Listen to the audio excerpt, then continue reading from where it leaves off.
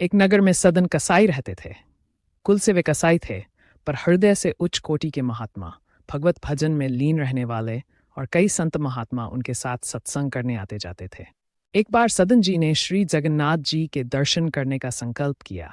यात्रा के बीच में वे थककर एक घर के बाहर विश्राम हेतु बैठ गए।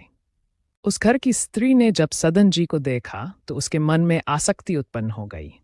उसने सदन जी से कहा, महाराज, कृपया भोजन ग्रहण कीजिए।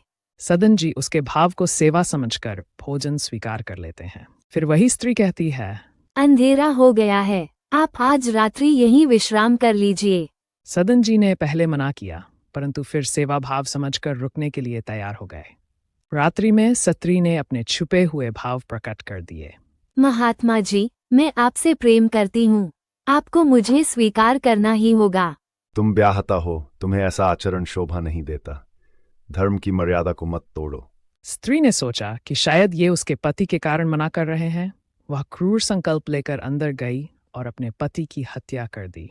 फिर वह सदन जी के पास लौटी। अब तो मेरे पति भी नहीं रहे, अब तो आपको मुझे स्वीकार करना ही पड़ेगा।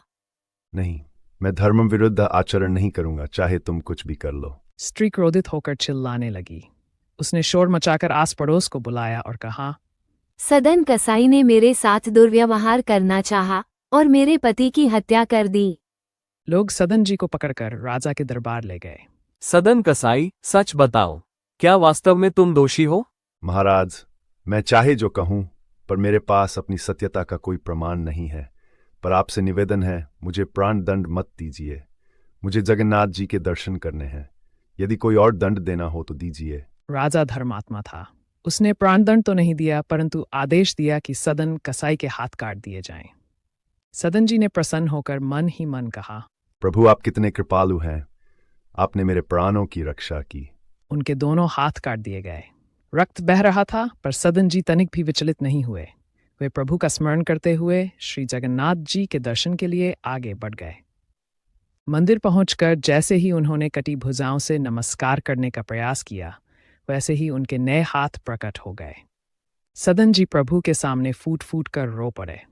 तभी प्रभु ने उनसे वचन दिया, भक्त, तुम्हारे साथ इतना बड़ा अन्याय हुआ, फिर भी तुम्हें मेरे प्रति कोई रोष नहीं हुआ? प्रभु, आपकी दी हुई विपत्ति में भी मुझे संपत्ति दिखाई देती है, तो मैं आपसे रोष कैसे करूं? जगन्नाथ प्रभु ने अपने भक्त को गले से लगाया और उनके भक्तिव्रत को धन्य किया। ऐसे महात्मा थे सदन कसाई। अगर आपको ये वीडियो पसंद आई हो तो लाइक ज़रूर कीजिए, अपने दोस्तों के साथ शेयर कीजिए और चैनल को सब्सक्राइब करना न भूलें। मिलते हैं अगले वीडियो में।